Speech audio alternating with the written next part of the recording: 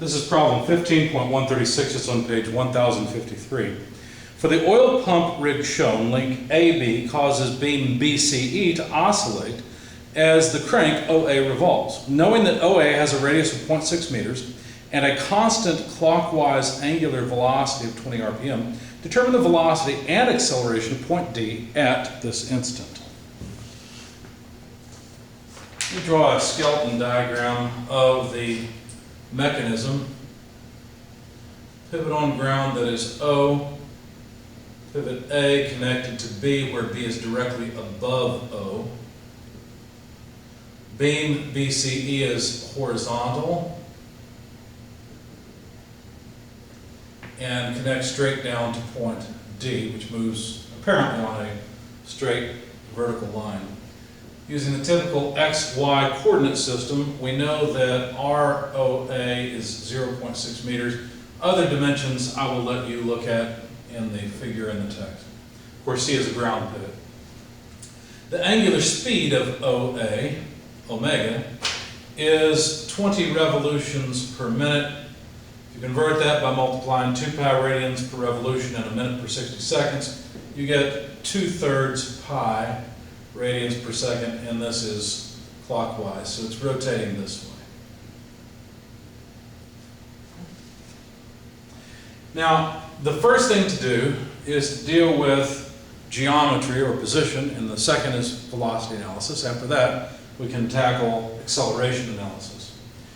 So let's start off noting that the velocity of A and the velocity of B are equal. How do I know that? Well, notice A is moving on a circular path. In this moment, this point is only moving upward. B is also moving on a circular path centered at C. Since it's horizontal, since C is to B is horizontal, then B must also be moving directly upward. Now notice these two vectors mean that AB is not rotating, because notice that both points are moving only vertically, right? And since they're only moving vertically, then they have to be equal, because the link cannot shorten or elongate, and therefore the component of VA along the link and the component of VB along the link have to be the same. And since they both have the same angle away from the link, well, then they both have to have the same velocity, and therefore the link is moving, it's translating right now, it's not rotating. Now, it will rotate. In fact, it was rotating. It's coming through a point where there's no rotation, but there's certainly angular acceleration. In other words, it's about to be rotating, right? Because you can tell the distance between OA and CB are different lengths, even in my poor sketch. So it's about to rotate. Which way? Well, we'll find out. So my point is that from inspection, the velocity of A equals the velocity of B. They have to be moving at the same speed and in the same direction. Let's start off with the velocity of A. It would be equal to, well, the velocity of O, but that's nothing, so plus omega cross R, where R would be from O to A, because O would be the reference. A is the point that we're analyzing relative to the reference, which is not moving. So omega OA, which is in the, well, really it's in the negative K direction, but I'll just plug in a negative 2/3, because really this would be negative, right? Because it's clockwise. So it's in the opposite to the K direction, right? K direction is this way, but the rotation is actually into the board, not out of the board. Anyway, we need to cross that with the vector from O to A. Well, O to A is in the negative I direction, so we have to write negative I for the directionality of ROA.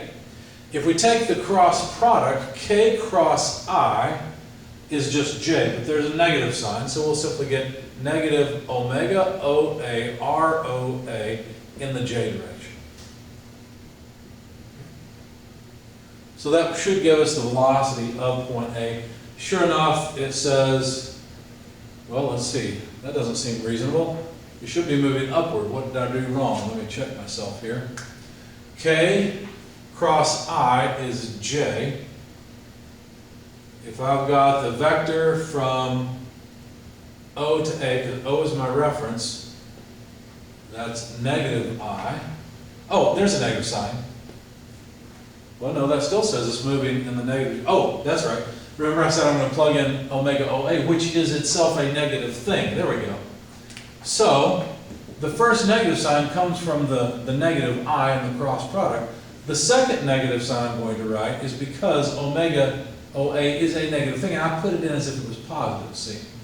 ROA is just the distance, 0.6 meters. I'll put the units on in just a moment. And so this comes out to, let's see, 0.4 pi in the j direction meters per second. It's just upward. Okay? And so that's the velocity of A. It must also be the velocity of B for the reasons I described earlier. And therefore also, because of this, omega AB we know is 0. Now alpha AB can be non-zero. It could have angular acceleration, just no angular rotation right now. Now the angular speed of BCE could be determined because now we know the velocity of point B.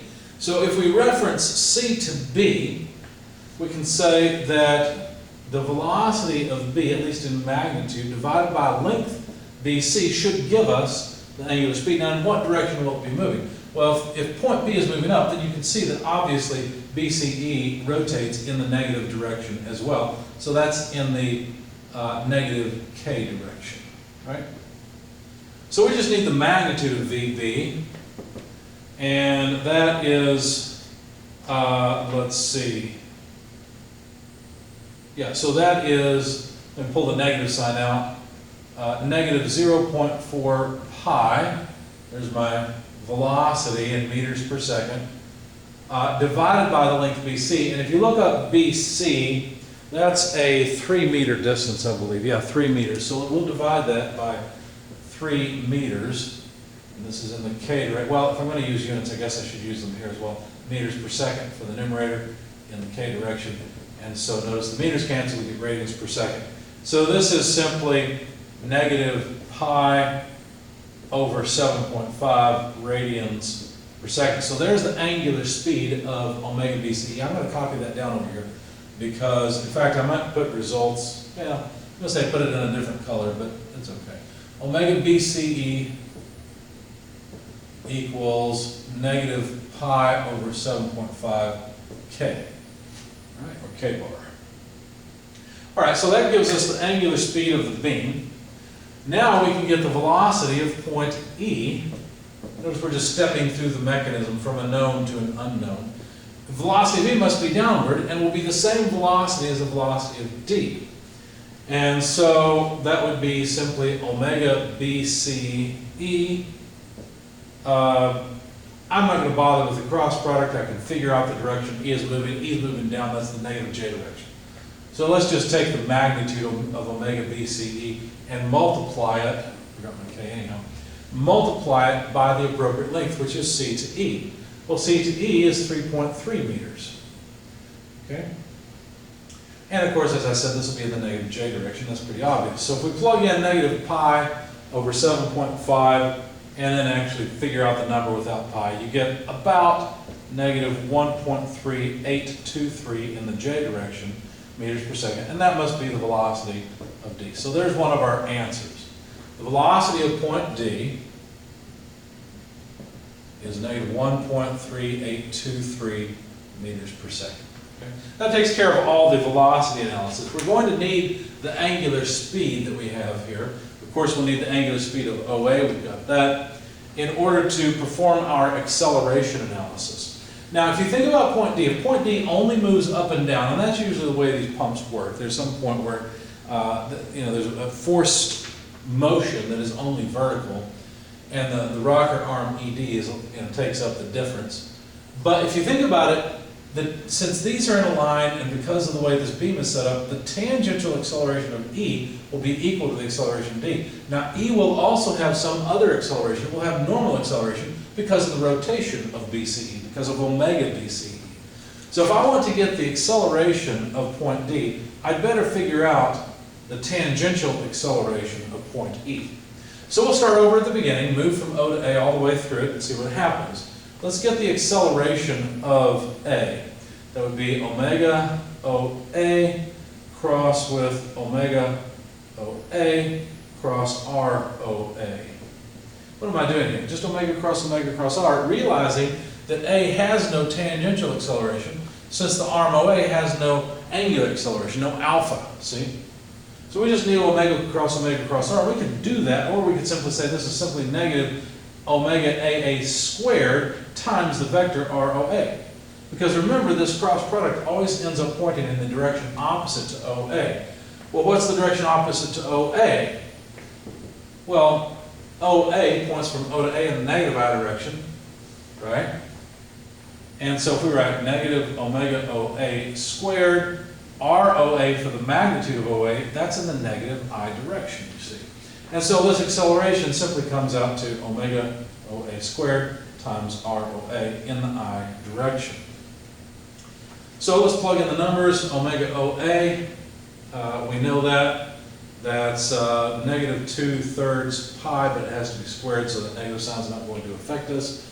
OA is a length of 0.6 meters. Obviously we have, radians per second squared times meters, so our units are meters per second squared because the radians go away for free. And this will be in the I direction. And so that comes out to, and I didn't make it any more plain than this because it's an intermediate result. Pi squared over 3.75 meters per second, well, in the I direction, meters per second squared. So that's the acceleration of point A. That makes sense. A only has normal acceleration towards the center of curvature. Of course, that makes sense. Now, if we want to talk about the acceleration of point B, we've got to do two things. We need a relative acceleration equation to move across body AB, and then something about how B's motion is constrained by C. Right? So let's do that. The acceleration of B must be the acceleration of A plus the relative acceleration of B with respect to A. Now remember, this term comes in two flavors, if you like. Tangential and normal. Okay, so let's break it up into those parts. And of course, acceleration of A plus the angular acceleration of AB in the K direction crossed with the vector from the reference A to B. So there's our tangential acceleration. And we could write omega cross r. That's what I did, but I think I'll make it easier and just say minus omega squared AB times the vector AB. Because remember, vector from A to B points in the opposite direction to any normal acceleration that B would have due to angular speed. But don't forget, omega AB is 0, so we don't even have to mess with that term. We don't have to bother with it. So the acceleration of A, we already know, let's see, where was that? Here it is. The acceleration of A is pi squared over 3.75 I. And then the second term, alpha cross r, well, we can just write it as alpha ABK crossed with the vector, let's see, that points from A to B. Well, that's pretty simple. If you look at the diagram, and it's obvious from our dimensions, A to B has a 0.6 meter arm in the I direction. And as well,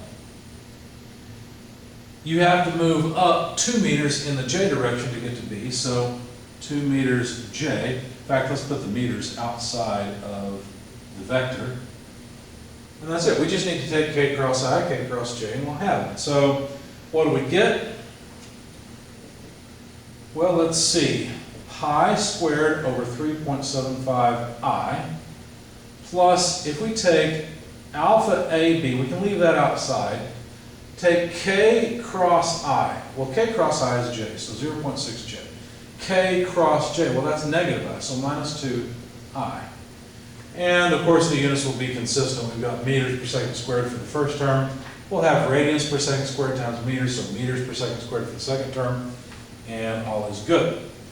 However, notice we don't know alpha AB. That is an unknown. And in order to get it, notice I don't know anything about the acceleration of B, or not as much as I'd like, right? I have too many unknowns. So let me get rid of the velocity analysis, because the main thing we needed there were the angular speeds of the members. For the sake of normal acceleration, we move up here and say, okay, what else do I know about the acceleration of point B? Well, I can relate the acceleration of point B to the acceleration of point C. In other words, I can relate it to the ground pivot for the body. I can say it's the acceleration of C plus the acceleration, which is 0, of course, plus the acceleration of B with respect to C in the tangent direction, plus the acceleration of B with respect to C in the normal direction. The relative acceleration always breaks down into those two components. So don't be afraid to just write them. The tangential acceleration would be alpha BCE in the k direction, whatever the angular acceleration is of the body, crossed with a vector from the reference C to B, minus omega BCE squared. Notice we know this is not 0, we've got a number there for it, times the vector from C to B, right? That negative sign just shows you that the normal acceleration points in the opposite direction from the vector from C to B. Okay? All right. So, what else can we discover from this? Well, let's see. You know that the vector from C to B is just 3 meters in the negative I direction. So we need k cross I, which is just j. But notice that RCB is RCB negative I, right? Whatever that length is times negative I. So if we take k cross negative I, that's negative j. So let's put the negative sign up front. Alpha BCE, RCB in the j direction.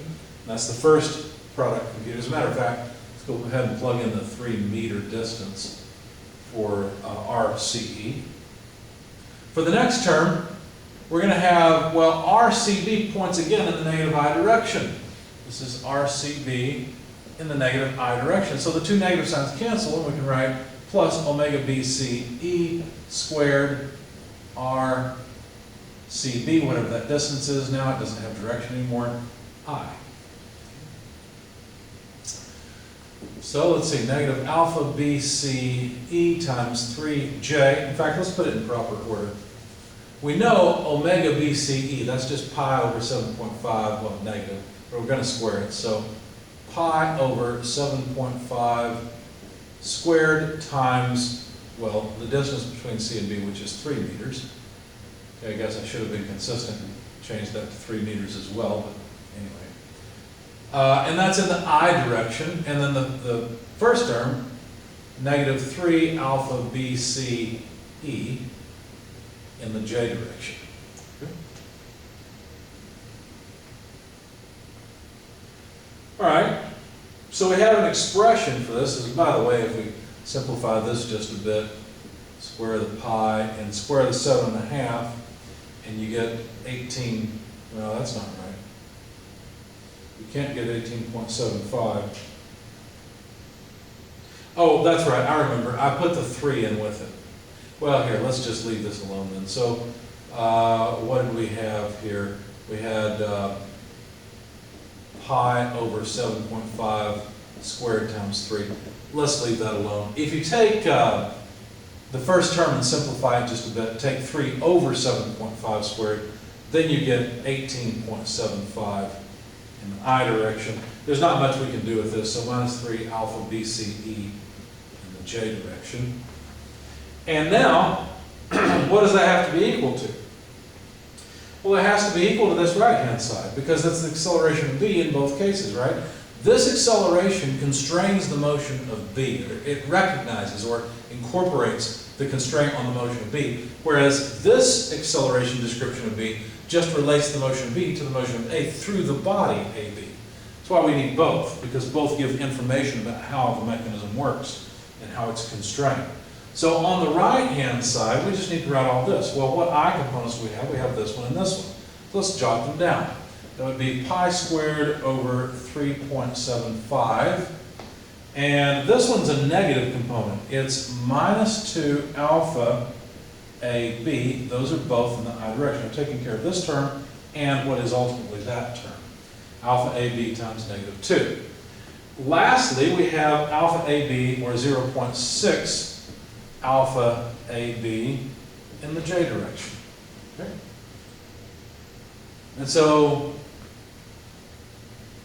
basically what we've got, notice we've got an equal sign here, we don't really need this one anymore. These two are equal to each other and will help us determine what we want to know. For example, in the x direction or the I direction, looking at the I components, what do we have? Let's see, looks like I've taken the, yeah, here we go. I was afraid I took the wrong components, but I was just reading my sheet wrong. So on the left-hand side, these are the I components. On the right-hand side, we have pi squared over 3.75 minus 2 alpha AB. So this allows us to calculate alpha AB through just a little bit of algebra. The number I got was about 1.0528 radians per second squared. It came out positive, so it must have been counterclockwise. You see, when you don't know an angular speed or an angular acceleration, assume positive. In other words, simply multiply it by k bar. If we look at the y component equation, well, that's just -3 alpha BCE equals, on the right-hand side, the j component, 0.6 alpha AB. Now notice, now that we know alpha AB, we can figure out the angular acceleration of BCE, and that comes out to about -0.2106 radians per second squared. Therefore, this must be clockwise, right? Because it's negative. So what does that mean? That means that AB is accelerating this way. That makes sense. It's going to have to start to rotate counterclockwise in order to keep the mechanism intact. On the other hand, BCE is not quite as intuitive to figure out, but although BCE is moving with some speed, it's slowing down, right? Because that's what the negative sign says on the angular acceleration. It's accelerating, well, no, wait a second. It's accelerating clockwise, so actually BCE is speeding up. So omega BCE is already clockwise, and it's accelerating clockwise, so actually it's going faster as well. So both the angular speed of AB and the angular speed of BCE is increasing. And then finally, the equation I erased is that we need the tangential acceleration. We can put it here. We just need the tangential acceleration of E. Well, tangential acceleration is related only to angular acceleration, so that must be angular acceleration of BCE crossed with the vector from C to E. So understand that's our reference, because notice that C has no acceleration. That's why we've got essentially a 0 at the beginning of the equation. And so alpha BCE is -0.2106 K, and that has to be crossed with the vector RCE. Well, that's a positive I dimension. It's 3.3 I meters. So notice that we're going to have, for this one, radians per second squared for the first term and meters for the second. So we just get meters per second squared, which is exactly what we'd expect. So if we take K cross I, well, that's J. So the negative sign just comes from the equation. The number, when you multiply 3.3 by 0.2106, you get 0.6948. That's in the j direction, and it's meters per second squared. So there is the acceleration of E, and therefore also the acceleration of D. So what does that mean? Well, D is moving down, and it's accelerating in the negative j direction. So it's moving down, and in the next instant, the velocity point D is going to be higher than it is right now.